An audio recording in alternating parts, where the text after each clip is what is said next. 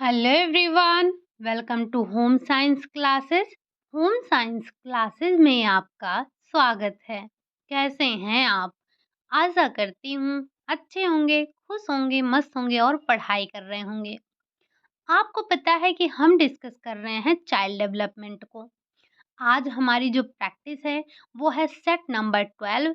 इससे पहले हमने 11 नंबर तक प्रैक्टिस सेट कर लिए हैं। उम्मीद करते हैं कि आपने सारी प्रैक्टिस सेट देख ली होंगी। अगर नहीं देखी है तो एक बार जाकर ज़रूर देखें, आपको हर प्रैक्टिस सेट में कुछ ना कुछ नया ज़रूर मिलेगा। आज के भी आपके क्वेश्चनों की संख्या 45 ही रखी गई है। आज के जो क्वेश्चन हैं वो आपके जो एनसीईआरटी बेस्ड बुक है वहाँ से लिए गए हैं। उम्मीद है कि पेन और नोटबुक लेकर आप बैठे होंगे। तो चलिए देर ना करते हुए बढ़ते हैं अपने पहले क्वेश्चन की तरफ। पहला क्वेश्चन है आपका, समाज की मूल इकाई होती है, क्या होती है? क्या आपका घर होता है, एक समाज होता है, परिवार होता है या फिर समुदाय होता है? तो कुछ इसी तरह से कल भी हमने क्वेश्चन देखे थे। जो समाज की मूल इकाई होती है, वो क्या होती है? तो वो आपका परिवार होता है। समाज की मूल इकाई क्या है? तो समाज की मूल इकाई जो है वो आपका परिवार होता है। ठीक? अगला क्वेश्चन है क्वेश्चन नंबर सेकंड।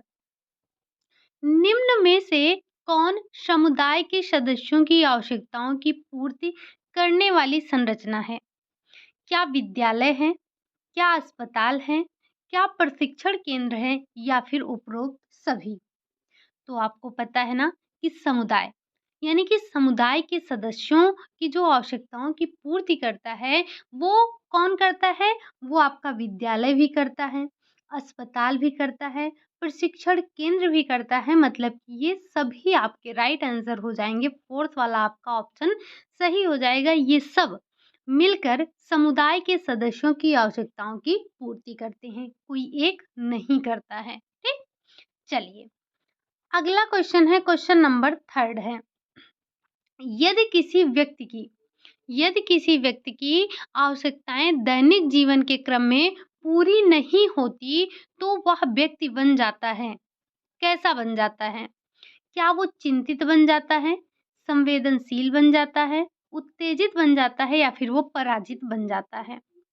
तो आप अगर जब देखेंगे संवेदनशील, संवेदनशील जो होता है वो एक ऐसा व्यक्ति होता है या कोई ऐसा व्यक्ति होता है जिसकी जो आवश्यकताएं हैं वो दैनिक जीवन में पूरी नहीं होती हैं, तो हम उसे संवेदनशील की कैटेगरी में रख देते हैं। अभी आप आगे देखेंगे कि संवेदनशील कौन कौन होते हैं और किन वजहों से हम उनको संवेदनशील कहते हैं। ठीक, अगला क्वेश्चन है आपका क्वेश्चन नंबर फोर्थ।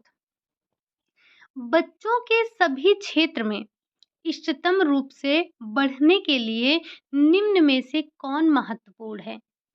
क्या बच्चों के भोजन, आश्रम की आश्रय की आवश्यकता, ये आश्रय है, भोजन और आश्रय की आवश्यकता, स्वास्थ्य देखभाल की आवश्यकता, प्रेम, पालन, प्रोत्साहन की आवश्यकता या फिर उपरोक्त सभी?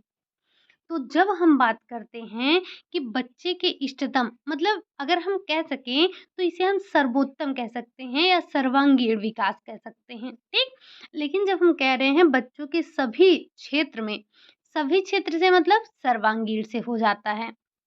तो अच्छे से बढ़ने के लिए हमें उनके भोजन और आश्रय की आवश्यकता होती है, स्वास्थ्य देखभाल की आवश्यकता होती है, उन्हें प्रेम, पालन और प्रोत्साहन की आवश्यकता होती है। मतलब उपरोक्त सभी आपका राइट हो जाएगा। उपरोक्त सभी आपका राइट आंसर हो जाएगा। बढ़ते हैं अगले क्वेश्चन, क्वेश्चन नंबर 5। कह रहा है किशोर न्याय, जिसे हम बच्चों की देखरेख और संरक्षण कहते हैं, किशोर न्याय अधिनियम किस वर्ष अस्तित्व में आया? क्या ये 2000 में आया, 2001 में आया, 2002 में आया या फिर 2003 में आया? किशोर न्याय अधिनियम नाम आपने सुना होगा। तो ये जो अस्तित्व में आया ये अधिनियम आपका 2000 में अस्तित्व में आया। कब आया? सन 2000 में ये आपके अस्तित्व में आया। नाम क्या है? किशोर न्याय अधिनियम। ठीक, इसमें होता क्या है, तो इसमें बच्चों की देखरेख और उनका संरक्षण होता है। ठीक, आगे बढ़ते हैं अगले क्वेश्चन नंबर 6 पर। बच्चों के लिए सरकार और गैर सरकारी संगठनों द्वारा चलाए जा रहे कार्यक्रम किस प्रकार हैं? मतलब आपको बताना है कि यहाँ पर बच्चों के लिए जो सरकारी और गैर सरकारी संगठनों के द्वारा जो कार्यक्रम चलाए जा रहे हैं, वो कौन-कौन से हैं? क्या वो भारत सरकार की समेकित बाल विकास सेवाएँ हैं? एसओएस बाल गाँव है या फिर बाल गृह है या उपरोक्त सभी? तो आपने समेकित बाल विकास योजनाएँ पढ़ रखा है, आपने बाल गृह भी समझ रखा है। ये आपने शायद कल भी नाम सुना होगा एसओएस या फिर आप अभी आगे भी सुनेंगे इससे संबंधित।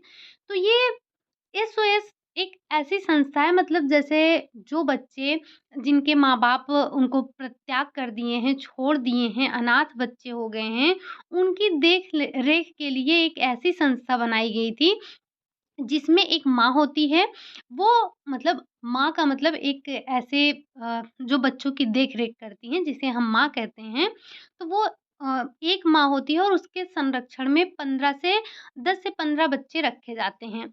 तो 15-20 बच्चों को एक साथ रखा जाता है और इनका लालन-पालन यही करती हैं। तो ये जो संस्थाएँ हैं, चाहे आपकी सरकार के द्वारा चलाई गई समेकित बाल विकास सेवाएँ हों, एसओएस बाल गाँव हो, बाल गृह हो, ये सब बच्चों के लिए ही बनाए गए संगठन होते हैं। तो उपरोक्त सभी आपका राइट आंसर हो जाएगा। ठीक? एसओएस से अभी आपको और भी क्वेश्चन मिलेंगे, तो थोड़ा इन्हें ध्यान से पढ़ते हुए चलिएगा, क्योंकि हमने इनको अपनी थ्योरी की क्लासेस में डिस्कस नहीं किया है। ठीक? और ये बेसिकली आपको आपकी ही बुक में मिल जाता है, जो आपके ये 11th या 12th की बुक से मैंने लिया था। और हाँ, कल कोई कह रहा था कि टॉपिक मेंशन करने के लिए। तो देखिए वैसे तो मैं आपको जब हम न्यूट्रिशन साइंस पढ़ रहे थे या जब हम टेक्सटाइल पढ़ रहे थे, तो मैं 1 दिन पहले ही आपको बता दे रही थी कि कल हम क्या डिस्कस करेंगे।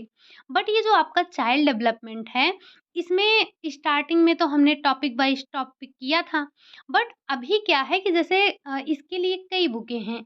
आपके 9th से लेकर 12th तक की जितनी बुकें हैं, उन सभी के क्वेश्चन यहाँ पर इंक्लूड हैं। साथ ही साथ जो भी बुकें हैं मेरे पास, एक आपके स्पेशल ब्रांच की वहाँ की बुकें हैं।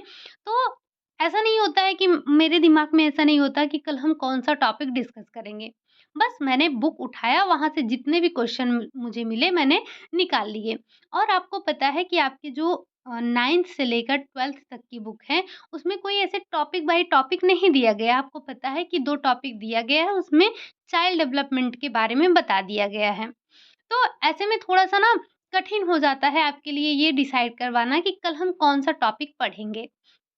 तो इसीलिए आपको टॉपिक इसमें नहीं बताया जाता है और लगभग-लगभग हमने सारे टॉपिक को टच कर लिया है। अब आपके जो गिने-चुने क्वेश्चन बच रहे हैं, उन्हीं को उठाया जा रहा है।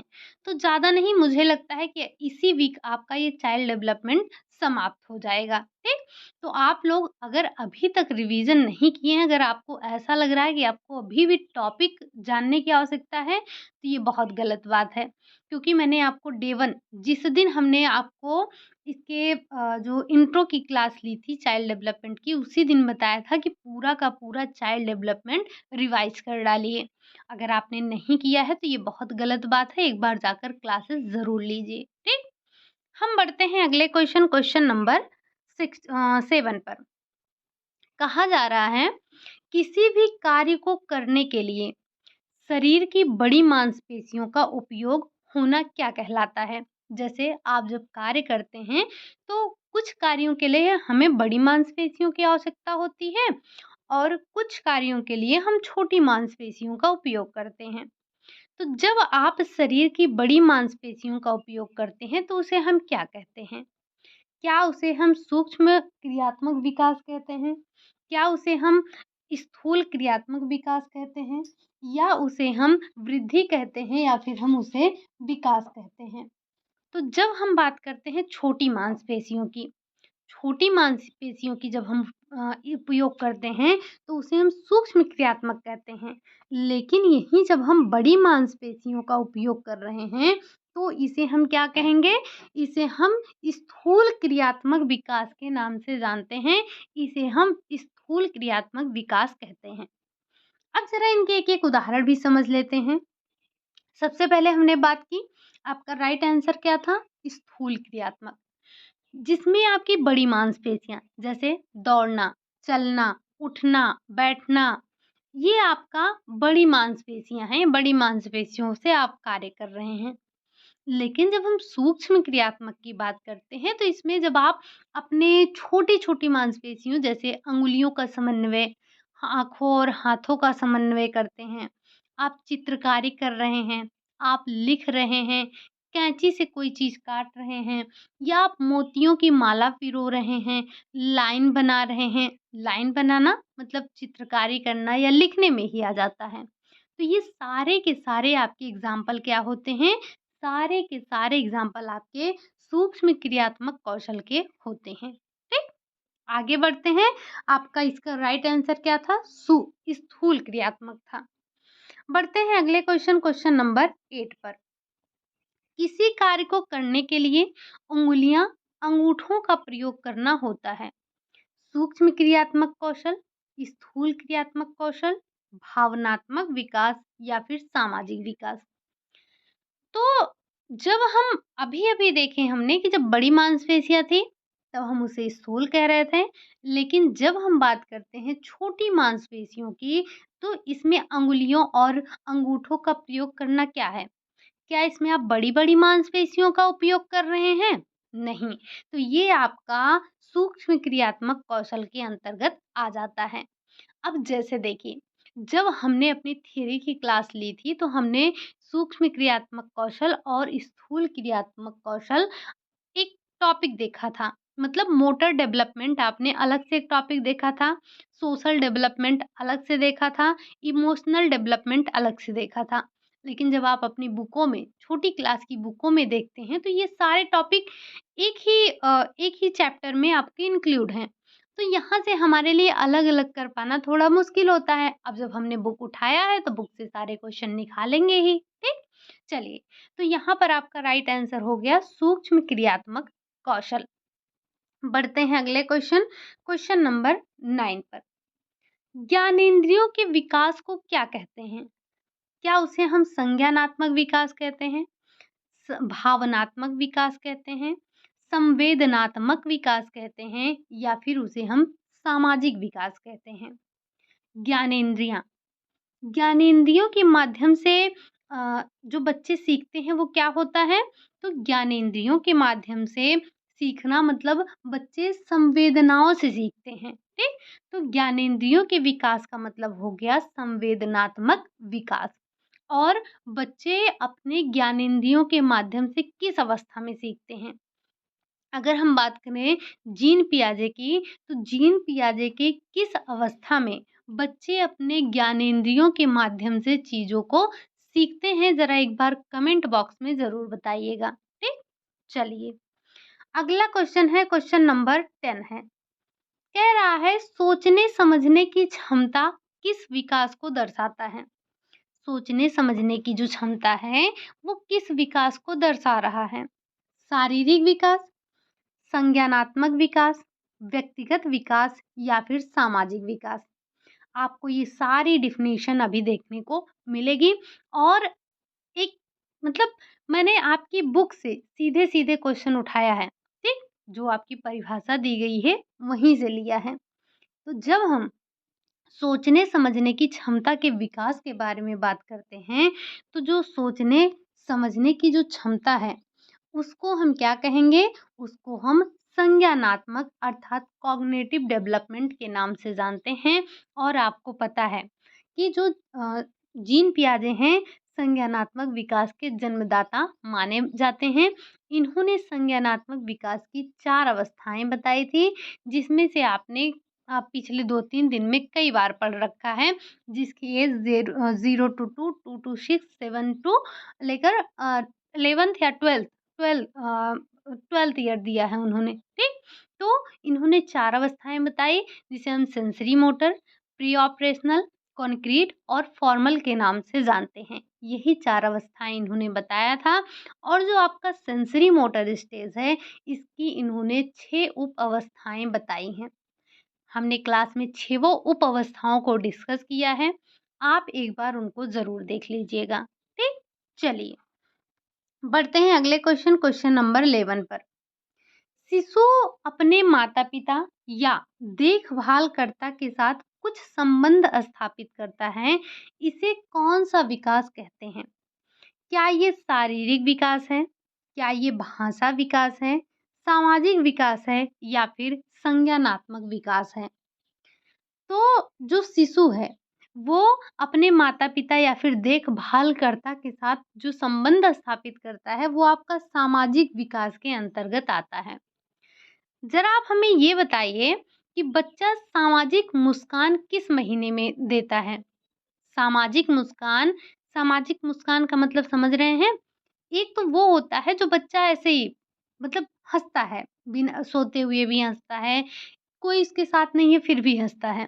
और एक वो होता है जब बच्चा आपको देखकर मुस्कुराता है, तब हम उसे सामाजिक मुस्कान कहते हैं। अब आप हमें बताइए ये सामाजिक मुस्कान की अवस्था क्या है?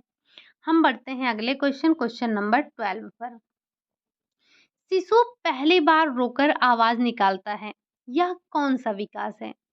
सबसे पहला आप ये ध्यान रखिएगा, सबसे पहली आवाज़ क्या है उसकी? रोना, ठीक? तो शिशु रोकर आवाज़ निकालता है, ये क्या है? क्या ये भाषा विकास है, सामाजिक विकास है, शारीरिक है या फिर संज्ञानात्मक विकास है? तो हम जानते हैं ना कि रोना बच्चे की पहली भाषा होती है। आपने भाषा की 2 रूप पढ़े थे, एक आपने देखा था भाषा पूर्व की अभिव्यक्तियाँ और एक आपने देखा था भाषा की मतलब वास्तविक भाषा की अभिव्यक्तियाँ। पूर्व में आपने 4 देखा था, क्या? एक तो रोना था अर्थात जिसे हम क्रंदन कह रहे थे, कूइंग, बैबलिंग और साथ ही साथ आपका ये गेस्चर 4 ये था और जब हमने बात किया था वास्तविक भाषा की अभिव्यक्तियाँ तो उसमें 4 देखा था, साथ ही साथ हमने कुछ भाषा विकार देखा था। तो कभी-कभी हम गलती कहाँ करते हैं? गलती हम करते हैं भाषा विकार और भाषा पूर्व की जो अभिव्यक्तियाँ हैं, हम इसमें गलती कर जाते हैं। ठीक? चलिए, बढ़ते हैं अगले क्वेश्चन नंबर 13 पर। रोना, हँसना, गुस्सा करना किस यह किस विकास के अंतर्गत आता है या किस विकास के अंदर होता है?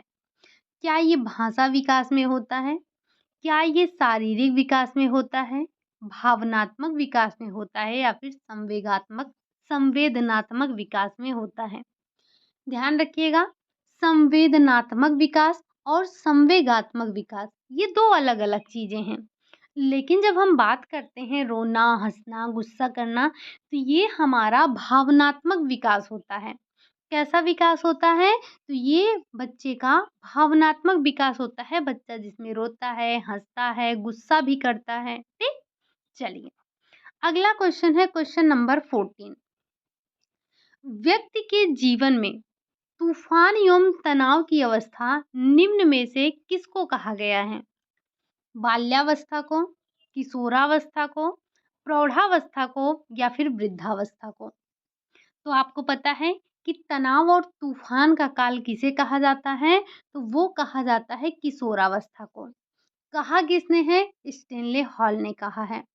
इन्हीं की एक पुस्तक है जिसका नाम है एडोलसेंस। उसी में उन्होंने कहा है कि ये जो एडोलसेंस है अर्थात ये जो किशोरावस्था है, ये तनाव और तूफान की अवस्था है। ये लाइन यानी कि ये जो वाक्य दिया गया है तनाव और तूफान का काल, ये आपसे ना जाने कितनी बार पूछा जा चुका है। क्या? कि ये किसने कहा है? तो स्टेनले हॉल ने कहा है। किस अवस्था को कहा है? तो किशोरावस्था को कहा है। इनकी पुस्तक का क्या नाम है? तो इनकी पुस्तक का नाम एडोलसेंस है। ज़रा आप हमें ये बताएँगे कि जो स्टेनले हॉल हैं, इन्होंने एडोलसेंस नामक पुस्तक की रचना कब की है? हम बढ़ते हैं अगले क्वेश्चन नंबर 15 पर। अगर आपको नहीं याद आ रहा है, तो प्रैक्टिस सेट नंबर 1 देखेंगे तो वहाँ पर आपको मिल जाएगा। यही नहीं, हमने वहाँ पर कई बुकों की चर्चा की है। बात कर लेते हैं क्वेश्चन नंबर 15 की। विभिन्न कार्यों व कौशलों के लिए योग्यता अर्जित करने को निम्न में से किसकी संज्ञा दी गई है? उत्तर जीविता की दी गई है, वृद्धि की दी गई है, विकास की दी गई है या फिर उपरोक्त सभी की दी गई है। जब हम बात करते हैं कार्यों व कौशलों की योग्यता अर्जित करने की जो संज्ञा दी गई है, वो विकास को दी गई है। किसे दी गई है? विकास को दी गई है। ठीक, उम्मीद है कि आपको वृद्धि विकास ये अंतर दोनों में डिफरेंस आपको समझ में आ रहा होगा। ठीक, बढ़ते हैं अगले क्वेश्चन नंबर 16 पर। बच्चों के उचित शारीरिक विकास के लिए निम्न में किसका संतुलन आवश्यक है? क्या मन का, मस्तिष्क का, हार्मोन्स का या फिर उपरोक्त में से कोई नहीं? तो आपको पता है शारीरिक वृद्धि और विकास के लिए जो सबसे आवश्यक माना जाता है, वो जो हमारे बॉडी में हार्मोन्स उत्पादित होते हैं, उनका संतुलन सबसे ज़्यादा ज़रूरी होता है। ठीक? अगला क्वेश्चन है क्वेश्चन नंबर 17। बच्चों के भाषागत विकास में अभिव्यक्त से पहले किसकी क्षमता पैदा होती है? क्या मतलब यहाँ पर पूछा जा रहा है अभिव्यक्त मतलब अपने बात को बोलने से पहले उनके अंदर कौन-सी क्षमता विकसित होती है? क्या बोलने की क्षमता होती है? ग्रहण करने की क्षमता होती है? चिल्लाने की क्षमता होती है या फिर इनमें से कोई नहीं? तो बच्चा सबसे पहले क्या करता है? तो बच्चों में जो भाषा विकास है, अभिव्यक्ति मतलब बोलने से पहले उनके अंदर ग्रहण करने की क्षमता का विकास होता है। ठीक? क्या होता है? बोलने से पहले या अभिव्यक्त से पहले उनमें ग्रहण करने की क्षमता का विकास होता है। ठीक? अगला क्वेश्चन है, क्वेश्चन नंबर 18 है। डेढ़ वर्ष तक बच्चों की शब्दावली में कितने शब्द लगभग हो जाते हैं? लगभग 24, लगभग 36, लगभग 18 या फिर अनगिनत शब्द हो जाते हैं। तो जो बच्चों की शब्दावली है, उसमें धीरे-धीरे शब्द बढ़ते हैं। एकाएक उनके अंदर भंडार शब्दों का नहीं हो जाता है। तो जो डेढ़ वर्ष का बच्चा है, डेढ़ वर्ष के बच्चे की जो शब्दावली है, उसमें जो शब्दों की संख्या होती है, वो लगभग-लगभग 24 के आसपास होती है। ठीक?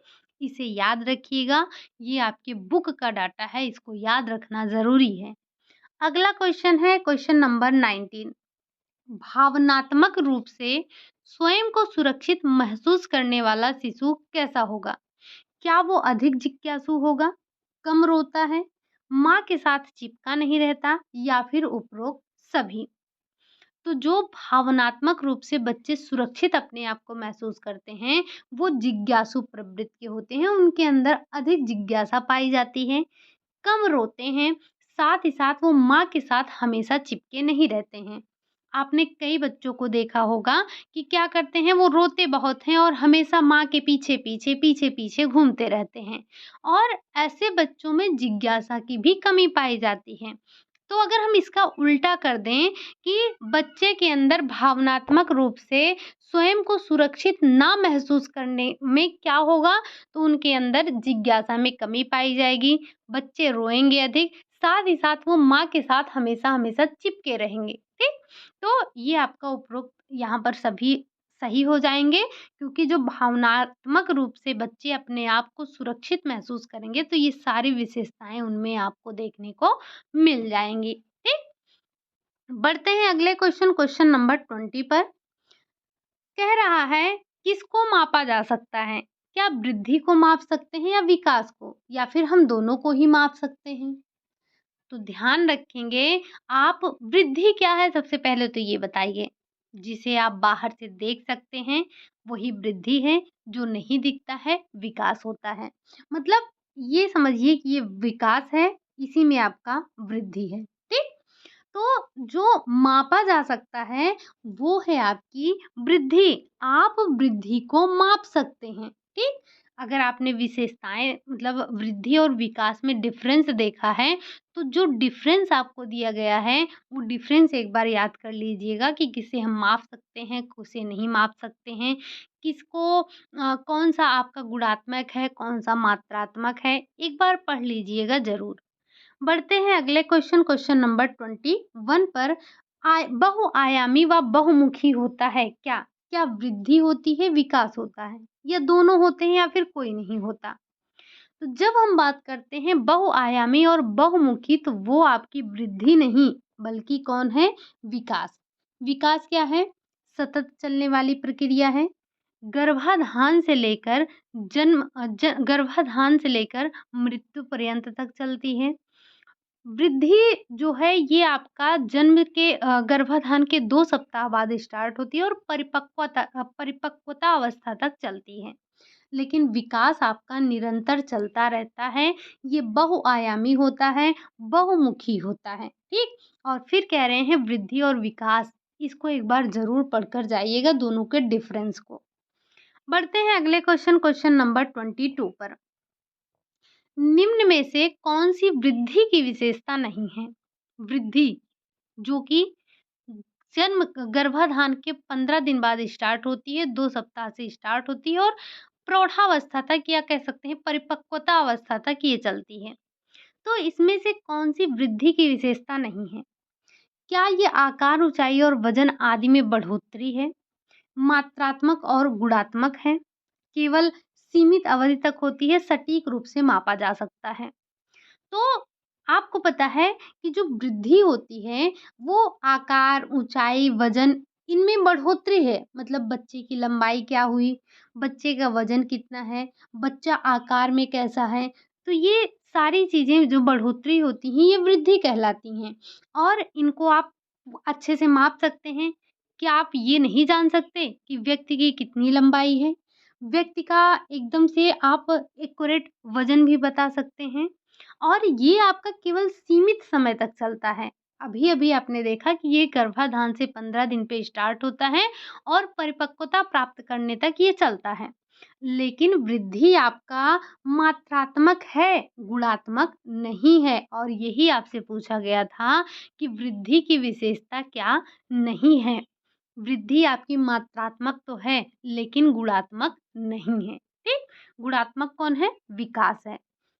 जो विकास आपका है, वो आपका गुणात्मक और मात्रात्मक दोनों होता है, लेकिन वृद्धि जो है वो सिर्फ़ और सिर्फ़ आपकी मात्रात्मक है। बढ़ते हैं अगले क्वेश्चन, क्वेश्चन नंबर 23।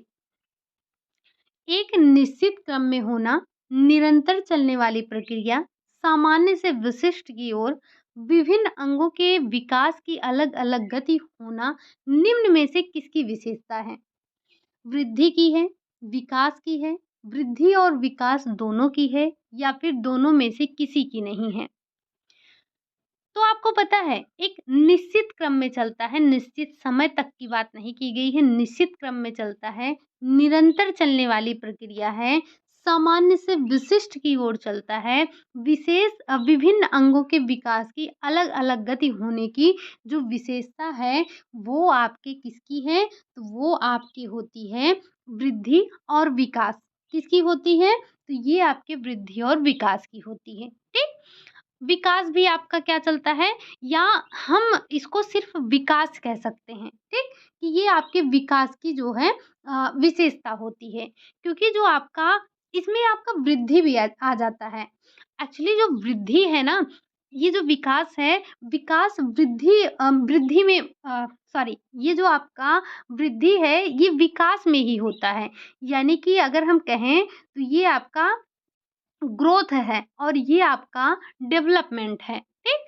तो जो ये समान से विशिष्ट और जो है विभिन्न अंगों के विकास की गति जो है होती है, ये सब आपके वृद्धि और विकास दोनों में देखने को मिलता है।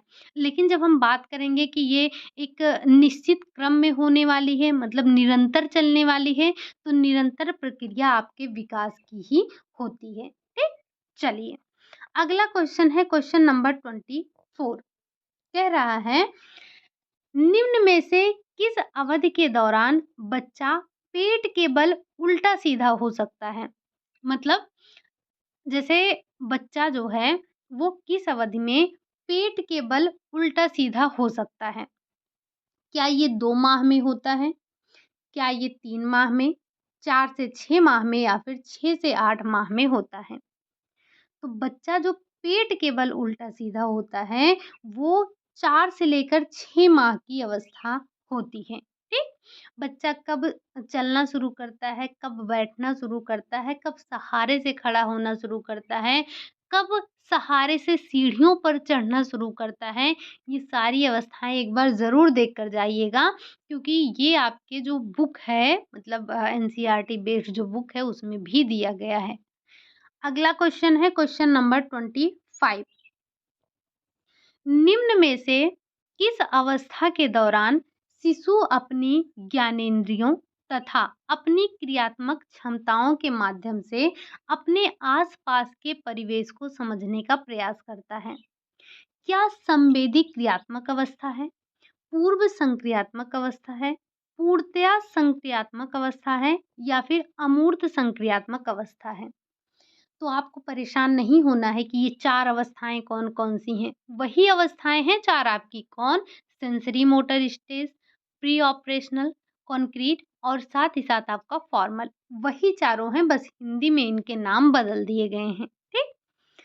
तो जो शिशु होता है, वो अपने ज्ञानेंद्रियों और अपने संवेदनाओं के माध्यम से कब सीखता है?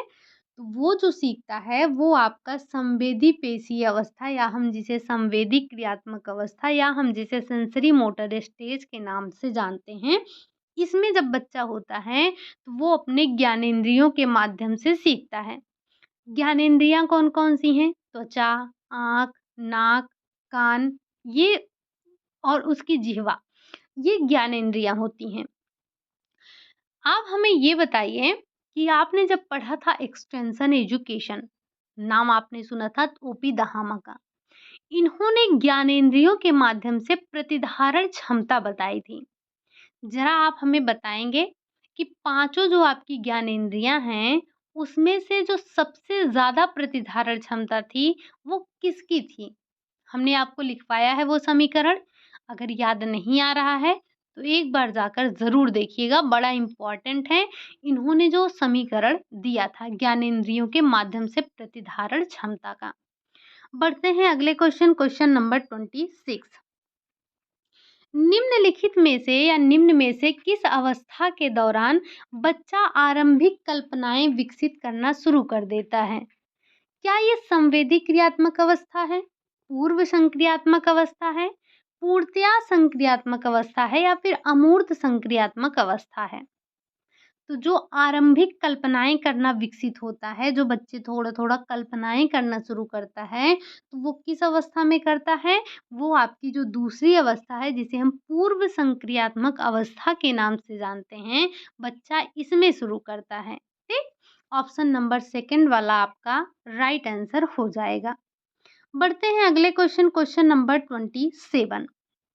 निम्न में से किस अवस्था के दौरान बच्चा मानसिक रूप से कार्यों को प्रतिवर्तित कर सकता है तथा एक ही समय में समस्या के बहुत से आयाम या पहलुओं पर खुद को केंद्रित कर सकता है?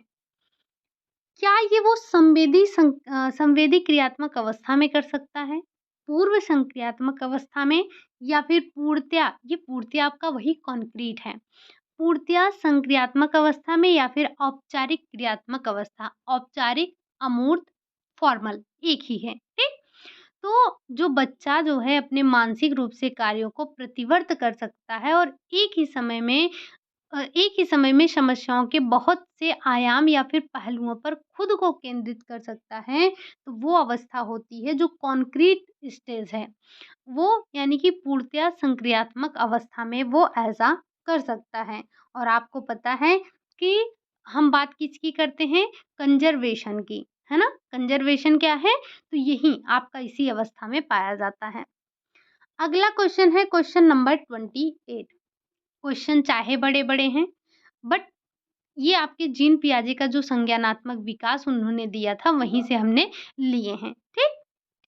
क्वेश्चन नंबर 28 है, निम्न में से किस अवस्था के दौरान किशोर अमूर्त रूप से अमूर्त रूप में सोच सकते हैं तथा अपने सोच विचार करने के गुणों को अपने विचारों पर भी लागू कर सकते हैं। अमूर्त चिंतन आपने पढ़ा था, किसमें होता है? क्या संवेदी पेशी अवस्था या फिर संवेदी क्रियात्मक अवस्था में, पूर्व संक्रियात्मक अवस्था में, पूर्णतया संक्रियात्मक जिसे हम कॉन्क्रीट कहते हैं अवस्था में, या फिर फॉर्मल स्टेज में होता है। तो बच्चों में या किशोरों में जो अमूर्त चिंतन आता है वो किस अवस्था में आता है? तो यही जो आपका फॉर्मल है या जिसे हम औपचारिक या अमूर्त संक्रियात्मक अवस्था के नाम से जानते हैं वो है। ठीक, बढ़ते हैं अगले क्वेश्चन नंबर 29। देखने, सुनने, स्पर्श करने तथा स्वाद महसूस करने की क्षमताओं के विकास को कहते हैं, क्या कहते हैं? क्या ये शारीरिक विकास है? क्या ये संज्ञानात्मक विकास है?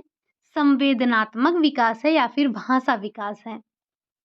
तो आपने पढ़ा है क्या कि जो स्पर्श करना, स्वाद महसूस करना या जो देखना, ये सब क्या होती हैं? हमारी ज्ञानेंद्रियाँ होती हैं और ये संवेदनाओं के माध्यम से हम महसूस करते हैं।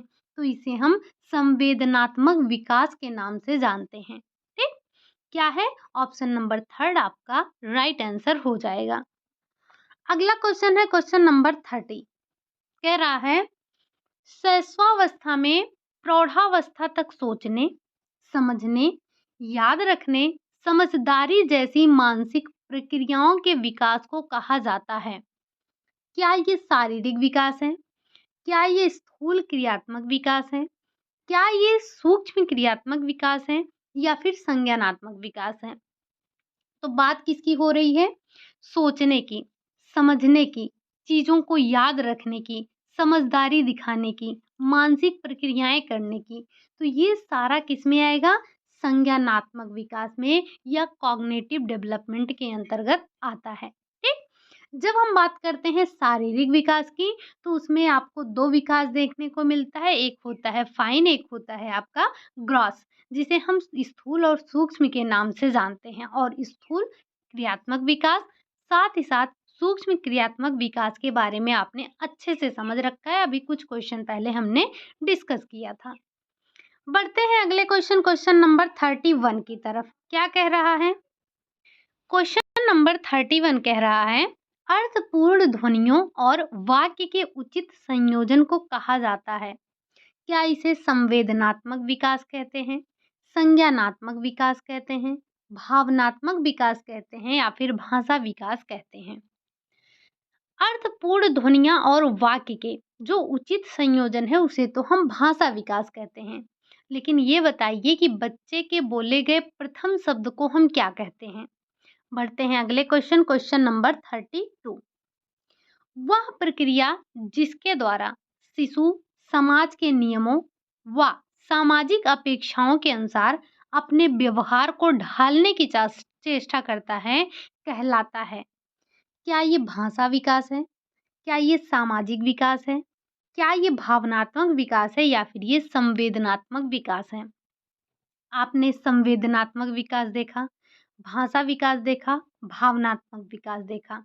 लेकिन जब हम बात करते हैं समाज के नियमों को जानने की, समाज के अपेक्षाओं के अनुसार कार्य करने की, अपने आप को उस व्यवहार में ढालने की, तो ये जो प्रक्रिया होती है, ये आपके सामाजिक विकास की कहलाती है।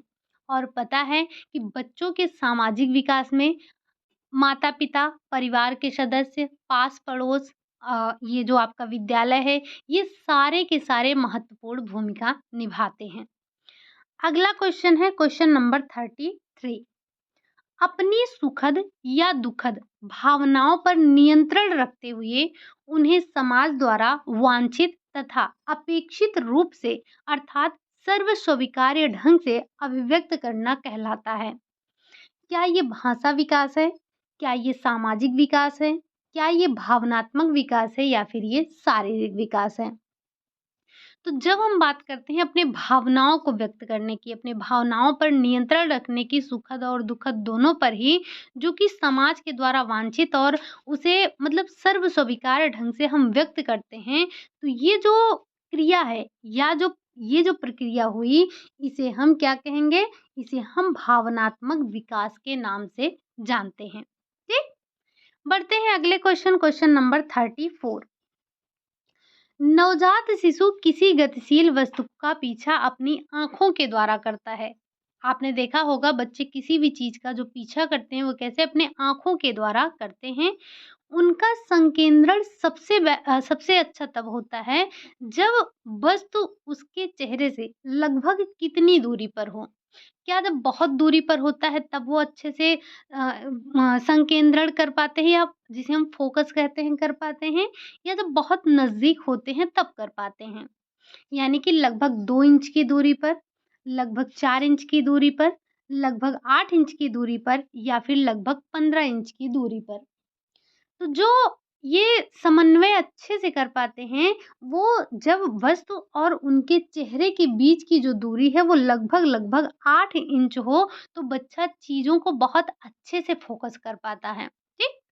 बढ़ते हैं अगले क्वेश्चन नंबर 35। नवजात शिशु अपनी आवश्यकताओं को बताने की चेष्टा कैसे करता है? बोल कर करता है, चिल्ला कर करता है, कि रो कर करता है, या फिर इनमें से कोई नहीं? तो जो एक नवजात शिशु होता है, वो अपनी बातों को किस तरह से बताता है? वो चिल्लाकर या बोलकर नहीं, वो रोकर अपनी बातों को कहता है। जब बच्चा रोता है तभी तो हमें पता चलता है कि बच्चे को भूख लगी है, प्यास लगा है, बच्चे ने बिस्तर गीला किया है, या बच्चे को कुछ दर्द कर रहा है। वो रोकर ही तो सारी चीज़ों को बताता है, बोलकर नहीं बता पाता है, ठीक? और आपको पता है कि बच्चे की जो पहली भाषा है वो रोना ही होता है। बच्चा जब जन्म लेता है, रोता है, तब उसकी श्वसन क्रिया प्रारंभ होती है, इसलिए बच्चा रोता है। बढ़ते हैं अगले क्वेश्चन नंबर 36 पर। शिशु में जन्म के समय पाई जाने वाली प्रतिवर्ती क्रिया होती है, कौन सी? क्या पलक को झपकाना है, चूसने की प्रतिवर्त क्रिया, निष्कासन का प्रतिवर्त क्रिया, या फिर उपरोक्त सभी? तो जब बच्चा जन्म लेता है तो उसके अंदर कुछ प्रतिवर्त क्रियाएं जन्म से ही पाई जाती हैं, जैसे पलकें झपकाना, चूसना, निष्कासन करना। ये सारी की सारी जन्म के समय पाई जाने वाली प्रतिवर्त क्रियाएं हैं। ठीक? अगला क्वेश्चन है क्वेश्चन नंबर 37। 37 नंबर का क्वेश्चन क्या कह रहा है? बच्चे रेंगना अर्थात घुटनों के बल चलना कब शुरू करते हैं? क्या 4 से 6 माह में शुरू करते हैं? 6 से 8 माह में शुरू करते हैं? 8 से 9 माह में शुरू करते हैं, या फिर 12 से 18 माह में शुरू करते हैं? जो बच्चे चारों मतलब दोनों हाथ और पैर के बल से चलना शुरू करते हैं, या घुटनों के बल हम कह सकते हैं, चलना शुरू करते हैं, तो घुटनों के बल चलने की अवस्था जो है वो 8 से 9 माह है, लेकिन ध्यान रखिएगा ज़रूरी नहीं है हर बच्चा घुटने के बल चले। कई ऐसे बच्चे होते हैं जो कि घुटनों के बल नहीं चलते हैं, वो अपना रेंगते हैं, रेंगना मतलब लेटे-लेटे ही चलते हैं, और जो है वो खड़े होकर चलना शुरू कर देते हैं, घुटनों के बल नहीं चलते हैं। ठीक? अगला क्वेश्चन है क्वेश्चन नंबर 38। क्या कह रहा है? क्वेश्चन नंबर 38 कह रहा है, शिशु पेट के बल लेटे हुए अपनी छाती को ऊपर उठा सकता है किस महीने तक? क्या 1 माह का हो, 2 माह का हो, 6 माह का हो, या फिर 8 माह तक होने पर? तो जो बच्चा है वो 2 माह का होने पर, 2 माह पूरा हो जाता है, उसके बाद वो अपने छाती को ऊपर उठा सकता है, पेट के बल लेटा है और वो अपनी छाती को उठा सकता है थोड़ा-सा। अगला क्वेश्चन है क्वेश्चन नंबर 39। कह रहा है कि बच्चों द्वारा बाहरी दुनिया से संपर्क स्थापित बच्चों द्वारा बाहरी दुनिया से उसके संपर्क का पहला स्वरूप है, क्या है? क्या बबलाना है, रोना है, हकलाना है, या फिर तुतलाना है? जो बच्चा बाहरी दुनिया से संपर्क करता है, तो सबसे पहली जो भाषा होती है उसका वो रोना होता है।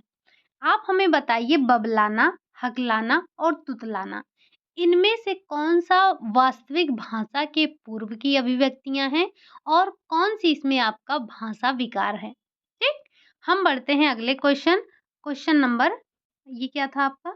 ये दूसरा 30 ठीक है। क्वेश्चन नंबर 40 पर बढ़ते हैं और क्वेश्चन नंबर 40 कह रहा है, किस माह तक बच्चा कूक करना शुरू कर देता है? क्या वो प्रथम माह में कूक करता है जिसे हम कूइंग कहते हैं, दूसरे माह में करता है, तीसरे माह में या फिर चौथे माह में करता है? ये थोड़ा-सा आपको कभी-कभी 1 महीने आगे-पीछे मिल सकता है। अलग-अलग बुकों में थोड़ा-थोड़ा डिफ़रेंस दिया है, कोई औसतन में दिया है, तो कोई ऐसे आपको सीधे माह का नाम दे दिया है। तो जो बच्चे में कूकने की अर्थात कूइंग की जो प्रक्रिया शुरू होती है, वो कब शुरू कर देता है बच्चा? तो दूसरे माह में बच्चा कूइंग करना शुरू कर देता है। कूइंग मतलब जैसे बच्चा कूँ-कूँ करना, कूकना शुरू कर देता है। अगला क्वेश्चन है क्वेश्चन नंबर 41। शिशु अपने पहले शब्द का उच्चारण अपने किस जन्मदिन के आसपास करता है? पहले, दूसरे, तीसरे या फिर चौथे? तो बच्चा जो पहला शब्द बोलता है, पहले शब्द का उच्चारण अपने पहले जन्मदिन के आसपास करता है, 12 माह के आसपास वो करता है। बच्चे जो है 2-2 शब्दों को, 1-1 शब्दों को बोलना शुरू करते हैं और आपको पता है कि बच्चे के द्वारा बोला गया जो प्रथम शब्द है उसे हम होलोफेसिस के नाम से जानते हैं। बढ़ते हैं अगले क्वेश्चन ये सॉरी ये ठीक है 41 का आपका पहला है। Question number 42। 18 माह की आयु तक बच्चा लगभग कितने दर्जन शब्द बोलने लगता है? उसकी जो शब्दावली है कितने दर्जन की हो जाती है? 1, 2, 3, 4। तो जब बच्चा 18 माह की आयु का होता है, तो उसकी जो शब्दावली है, वो लगभग-लगभग 2 दर्जन की हो जाती है। मतलब उसका जो शब्द भंडार है, लगभग वो 24 के आसपास हो जाता है। बढ़ते हैं अगले क्वेश्चन, क्वेश्चन नंबर 43। 6 वर्ष की आयु तक के बच्चों की शब्दावली में लगभग कितने शब्द आ जाते हैं? 1000 शब्द, 2000, 5000 या फिर 10,000? जो 6 वर्ष का बच्चा होता है, वो उसकी जो शब्दावली है, उसकी शब्दावली में लगभग-लगभग 10,000 शब्द शामिल हो जाते हैं। इसे याद कर लीजिएगा, चीज़ें याद करने वाली हैं। बढ़ते हैं अगले क्वेश्चन, क्वेश्चन नंबर 44 पर। कह रहा है, स्वयं को सुरक्षित महसूस करने वाला शिशु क्या करेगा? कम रोता है, देखभाल करने वालों के साथ अधिक सहयोग करता है, हर समय डर कर देखभाल करने वालों के चिपका नहीं रहता है या फिर उपरोक्त सभी। तो कुछ इसी तरह का क्वेश्चन आपने पहले देखा था। ऑप्शन भी लगभग-लगभग यही थे, बस थोड़ा-सा अ, पूछने का तरीका अलग था। तो जो बच्चा अपने आप को सुरक्षित महसूस करेगा, उसके अंदर ये सारी विशेषताएँ आपको देखने को मिलेंगी। बच्चा कम रोएगा, जो देखभाल करने वाले हैं उनके साथ सहयोग करेगा, हर समय वो डर कर अपने माता-पिता या फिर जो भी उनकी देखभाल कर रहे हैं, उनके पीछे नहीं चिपका रहेगा। ठीक? तो ये उपरोक्त सभी आपका राइट आंसर हो जाएगा। बढ़ते हैं अपने आज के आखिरी क्वेश्चन, क्वेश्चन नंबर 45 की तरफ। कह रहा है, किस माह की आयु का होने पर शिशु अपने आसपास की वस्तुओं में रुचि प्रकट करने लगता है? 1 माह, 2 माह, 5 माह या फिर 8 माह? तो जो बच्चा होता है, वो लगभग-लगभग 2 माह की उम्र तक आते-आते वो अपनी जो आस-पास की चीज़ें हैं, उनमें रुचि प्रकट करने लगता है। ठीक? तो ये हमने बच्चों से संबंधित आज क्वेश्चन देखे हैं। आज हमारे पूरे के पूरे 45 क्वेश्चन हमने डिस्कस किए और लगभग-लगभग ये सारे जो हैं बच्चों से ही संबंधित थे। उम्मीद है कि सेशन आपको पसंद आया होगा, क्वेश्चन आपको पसंद आए होंगे। जो क्वेश्चन आपको नए लगे होंगे, आपने उन्हें नोट डाउन भी किया होगा। तो कल की क्लास में भी हम इन्हीं सब से रिलेटेड क्वेश्चनों को करने वाले हैं। कल आपकी जो एनसीईआरटी बेस्ड बुक है, वहाँ से सारे क्वेश्चन कवर अप हो जाएँगे, यानी कि जो आपकी क्लास 9th से लेकर 12th तक की बुक हैं, उनमें से आज पिछले 2 दिन से हम क्वेश्चन कर रहे हैं। कल आपका आखिरी यहाँ से क्वेश्चन होने वाला है। तो उम्मीद है कि सेशन तो आपको पसंद आया ही होगा। अगर अच्छा लगा है तो लाइक कर दीजिएगा। चैनल पर पहली बार आए हैं तो सब्सक्राइब कर लीजिएगा। साथ ही साथ कमेंट करके बताइएगा कि आपने 45 में से कितने क्वेश्चन सही किए हैं। फिर से कह रहे हैं 40 प्लस अगर आप जा रहे हैं तो बहुत अच्छी बात है, लेकिन अगर 40 से नीचे आ रहे हैं तो थोड़ी-सी मेहनत करने की और आवश्यकता है आपको। आप में से जिन लोगों ने टेलीग्राम जॉइन नहीं किया है, टेलीग्राम जॉइन कर सकते हैं। लिंक आपको डिस्क्रिप्शन में ही मिल जाएगा। वहाँ पर हर दिन 5 पीएम पर आपकी क्विज़ होती है, क्वेश्चन आपके 5 होते हैं, क्विज़ का टाइमिंग आपका 5 पीएम पर है।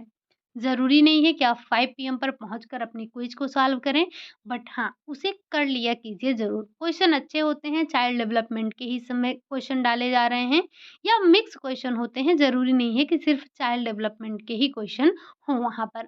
तो आप वहाँ से भी अपनी तैयारी को और मज़बूत बना सकते हैं। आप देखेंगे तो वहाँ पर अभी तक लगभग-लगभग 300 प्लस क्वेश्चन हो चुके हैं, मतलब 300 प्लस क्विज़ आपकी वहाँ पर हो चुकी है, ठीक? अगर आप हर एक क्विज़ को सॉल्व करते हैं, तो अगर एक दिन भी आप अगर नया क्वेश्चन सीखते हैं, तो कम से कम 300 क्वेश्चन आपको नए वहाँ पर मिल जाते हैं। या अगर आप हर एक क्विज़ को सॉल्व करते हैं, अगर अभी तक आपने नहीं किया, तो एक बार आपका पूरा का पूरा जो ये होम साइंस है, वो पूरा का पूरा रिवाइज़ हो जाएगा, ठीक? चलिए फिर आज के लिए यही इतना रखते हैं, मिलते हैं आपसे नेक्स्ट क्लास में, तब तक के लिए खुश रहिए, मस्त रहिए, प्रैक्टिस ज़रूर करिए और इतनी बार हमने आपको बोला है कि प्रैक्टिस सेट कोई ना कोई मार्केट से ले लीजिए, तो आपने ज़रूर लिया होगा और प्रैक्टिस भी स्टार्ट कर दी होगी। चलिए फिर मिलते हैं आपसे नेक्स्ट क्लास में, तब तक के लिए खुश रहिए, मस्त रहिए, पढ़ाई ज़रूर करिए। Bye bye, take care.